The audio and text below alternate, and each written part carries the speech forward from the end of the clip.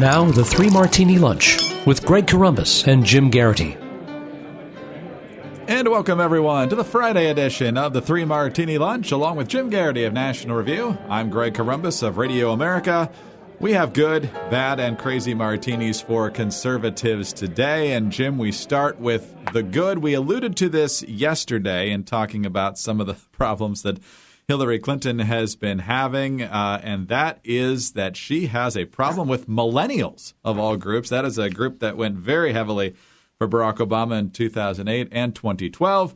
But this time around, they really liked Bernie Sanders, and she's having a hard time winning them back. This is from Bloomberg. Hillary Clinton has a millennial voter problem, and she's working to address it with help from progressive icons Bernie Sanders and Elizabeth Warren, who are slated to campaign for her this weekend in Ohio. The Democratic nominee is underperforming with younger voters who are generally a stronghold for her party because of a huge trust deficit. Although surveys indicate they strongly prefer her to Republican Donald Trump, substantial numbers say they'll vote for a third-party candidate or stay home on Election Day. Bloomberg refers to a couple different polls here, one of which is far worse for Hillary than the other. There's a CBS New York Times poll showing that 48% of voters under 30 would go for Clinton. That's compared to 60% in 2012 for Obama and 66% in 2008.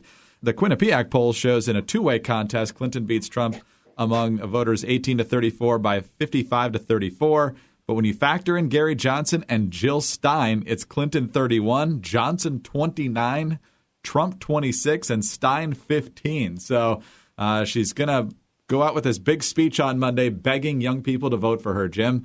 That's not where the Democratic nominee expects to be less than 2 months from Election Day. No, and I'm just kind of curious about what this pitch is going to be like, because apparently she did some recent interviews. She's like, I really sympathize with the plight of the millennials and trying to find jobs and how bad the economy is. Is that the Obama message by any chance? Probably not. What I'm focusing on are more good-paying jobs. Isn't that kind of an acknowledgement that we're not generating that under the policies of this administration?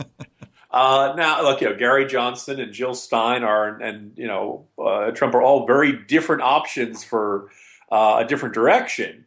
But ultimately, this kind of gets to the core of it, which is that she's the status quo candidate. And I don't know how she's going to pitch herself to this demographic. It is interesting that they point out, look, millennials already despise Trump. This has never been a good demographic for Republicans for obvious stylistic reasons. Trump is not necessarily going to do naturally well amongst this, but almost similarly, just be both in terms of age, both in terms of having been in politics for a long time, having been part of the system for a long time. If you are disgruntled with things, I just don't see any natural gravitation towards it. And I suppose she'll try to make herself sound like Bernie Sanders and no, I'm going to make college education more affordable for you, and I'm going to help take care of you and your loans and stuff like that. The problem is every new Hillary Clinton proposal is a kind of an implicit acknowledgement that Obama didn't get it done and that their lives are not better now than they used to be. And I just kind of have this very interesting to see. You've seen the image on the internet, Greg, of Steve Buscemi, the actor, yes, who's basically trying to infiltrate a group of kids and basically saying, like, hello, fellow young people. That's what it kind of comes across as, is the idea of this person who is completely not of this generation, not being able to connect to it. And there's an excellent chance it's going to cross as horribly awkward. And I just can't wait, Greg. I can't wait to see Hillary Clinton try to appeal to, a demographic that's completely different from her, and not come across as arrogant and condescending when that, of course, is her default setting from the factory. I saw one story this week that said Bernie Sanders, rested, ready, doesn't have pneumonia. So we'll see if he can make the case for her. He tried to do it at the convention. Obviously, his polling numbers suggest that hasn't taken. I did see another story out there today, Jim, and we have alluded to the fact in the past that a lot of times people who say at this point they'll vote for a third-party candidate don't actually end up doing so, that Hillary might dust off Al Gore to come out and talk about what a danger it is to vote for the third-party candidate and what that could lead to. So that'll be great, having Al Gore back. Yeah, by the way, I'm kind of left scratching my head wondering, yes, traditionally third-party candidates do wilt towards the end. People decide, okay, I want to have a say in who the two realistic, the two candidates most likely to win are. You see it in primaries, you see it in the general election. If this point, one, I mean, Trump and Clinton are both so well known, and they've been covered all year long, and they've been in public life for so long. I'm really not convinced, other than you can't let Trump win. That's why you got to support Hillary. I don't know what else is going to shake the Jill Stein supporters or the Gary Johnson supporters. What, is there something new you're going to learn about just Hillary Clinton and you're going to like her?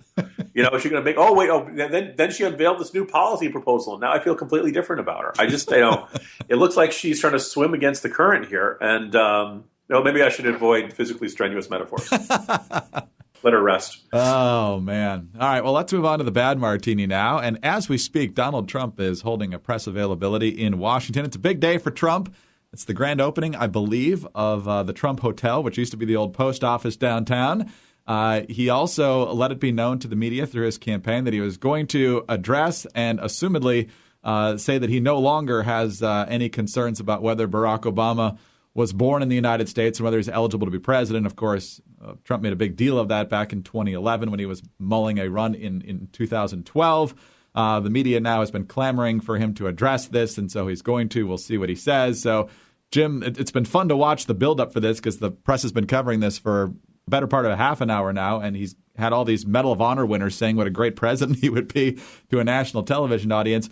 But in the long run here, I'm not sure what this gains for Trump. It's almost like a when did you stop beating your wife question. Yeah, I don't know if and when he ever gets to that addressing the birther issue. And by the way, as of this taping, it's still veterans talking about how great he is. All right. So apparently he just said President Barack Obama was born in the United States, period. Okay, we will see if this shakes out. But he got Donald Trump. He's holding the press conference in his new hotel in downtown D.C. He just began by talking about how great the hotel was and basically doing like an infomercial about how great the new hotel was for a good 10 minutes. Then he turned over to the stage, various veterans and war heroes talking about how terrific he was. And Greg, they talked for probably a good 25, 30 minutes. And it was all them talking about how great he is. And the networks covered it live. And you kept waiting for them to cut away, but I don't know if like the deliberate positioning that Trump could come back and talk at any time and talk about, and obviously the media just can't wait to talk about how could you dare say this about the president? There's never any evidence. You're a crazy conspiracy. They're just, and for a good half hour, every cable network just showed one veteran after another, talking about how great he was. And somebody said, stop calling it a Rick roll, call it a Trump roll. Now, at some point, I don't see bringing up the birther issue again helps Trump at all. I could see, that obviously Hillary's already making an issue of it. Democrats trying to make an issue of it. It's hard to believe he'll come out of this news cycle with that much good commentary. But having said that, maybe you don't need that if you've conned the entire media into running an infomercial for a good 30 or 40 minutes. Amazing stagecraft. But as long as we're on the topic of Trump and infomercials, let's move on to our crazy martini here. This is courtesy of the Daily Beast, which we don't reference an awful lot here on the Three Martini Lunch. But they've got an interesting story that actually came out on Thursday. It's written by Olivia Nuzzi, and the title is Putin TV Stars Pump for Trump. Inside Russia Today's American headquarters in Washington, across from the receptionist's desk, stamped by a lime green RT banner, an ad starring Ed Schultz and Larry King plays on a large screen TV. Schultz and King, whom he dwarfs, stand opposite one another, marveling at the success of the Republican presidential nominee Donald Trump, which they both agree is astounding. Follow the 2016 campaign right here on RT America. Oh, wait, sorry, that's the wrong voice. That's Ed Schultz. Follow the 2016 campaign right here on RT America, Schultz says. King points at the camera and delivers the network slogan, and question more. So, founded 11 years ago, in September of 2005, Russia Today is a Moscow-based English-language news outlet which is funded by the Kremlin and serves to promote Russian state propaganda, like stories about the West collapsing and the CIA being to blame for the downing of Malaysia Airlines Flight 17 over Ukraine, which, by the way, according to RT, Russia did not invade. But here's the fun part, because we all know what a flame-throwing liberal Ed Schultz has been over at MSNBC over the many years. When Schultz was on MSNBC, he was an enthusiastic critic of Trump, whom he lanced as a racist, and Russian President Vladimir Putin, whom he derisively labeled Pooty. But since joining RT in January, the News with Ed Schultz host has been neutered. He's an anchor now, he stresses, not a pundit. But as Michael Crowley noted for Politico magazine, his shows often focus on U.S. missteps at home and abroad, from oversized budgets to failing policies in the Middle East. Trump, rather than being called out, is instead giving an exceedingly fair shake, characterized as someone who's, quote, tapped into anger among working people. She says it's Putin-approved programming, in other words. So, Jim, Russia today, where integrity goes to die. You know, two great. I'm going to give you one anecdote about Ed Schultz and one anecdote about Larry King. Okay. So the first is Ed Schultz. Some people, I remember it's a couple of years back when he was still on MSNBC. At the end of Morning Joe one day, Joe Scarborough, they're just wrapping up, and he just all of a sudden acts like he's flipping out, and he throws his papers in the air, and he says, "I'm going to burn down the building!" And he walks off the set.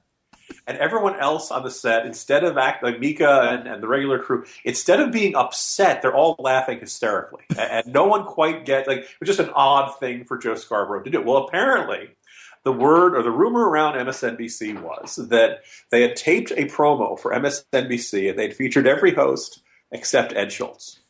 They had forgotten about him. He wasn't in it, and he saw it, and Ed Schultz flipped out. And he just started screaming and throwing things and just having a full-out tantrum. And he basically said if they didn't recut the commercial and put him in there, he was going to burn down the building. Now, luckily, Greg, I get along with all of my coworkers. I get along with my bosses. If NR puts out a promo and it's got Charlie Cook and Kevin Williamson and Jonah Goldberg and they forget me, life is okay. I'm not going to get that upset about it. I'd like to be in there, but But so when you say you're going to burn down the building, that's the weird guy from Office Space. Yes. When you take his red streamline stapler, right? That's right. So Ed Schultz apparently always had this reputation of being kind of a hot, let's say short fuse or hot tempered or something like that. Then he goes to RTTV, and to do, everybody knows what RTTV is, right? I don't think there's anybody who goes to it who doesn't realize that it's Kremlin founded. If you're going to appear on it, you have to do what Jamie Kirchick did, which is to ignore every question, strip down to rainbow suspenders, and talk about how Putin is oppressing gay rights. As I may have mentioned in one of these programs, that Jamie Kirchick does not, he knew he was not going to get a ride home from the studio that day, and he would never be invited back. But for like 5 minutes, he was going to tell the truth to RT viewers. So Ed Schultz is perfectly comfortable doing this. Like there's no way he didn't know what RTTV was. Which, if you want to talk about just like the truly soulless mercenaries in the world, Greg, you and I, we're lucky to have places that we like and be able to say what we think and not have to toe a party line or a company line that's enormously out of line. But the idea of I'll take that money from the Kremlin. And start giving conspiracy theories and stuff. I mean, it really says a great deal about Ed Schultz, and anybody who ever was a fan of him, thinking that he was a genuine down-the-line liberal, probably should just sit in the corner in quiet contemplation and think about how they got it so wrong. Finally, on Larry King. Now, I understand when CNN let Larry King go, he was very clear he wasn't ready to retire. He didn't want to leave. Never mind the fact that his career goes back to the Mesozoic era. That he really wanted to keep having this as his venue. So, Greg, your kids are probably a little too young for the Disney series called Gravity Falls. Yes. A good way of summarizing it is Twin Peaks for kids. Okay. And one of the episodes, they have the kid's uncle purchases a wax museum, and they have all of these like B-level and C-level celebrities that have become, wax figures, including Richard Nixon and Montezuma, and one of them was Larry King. And the joke is that at night they all come alive, and they actually got Larry King to record the voice. But the thing is, all the statues are evil, and they try to kill the kids. And it ends with Larry King's statue being beheaded, and the wax head of Larry King lives in the vents of the house. And every couple episodes, you see his head bobbing back in the background. By the way, the uncle of the kids doesn't know who Larry King is. And he says, "Look, we got all these celebrities, Richard Nixon and a goblin man over there."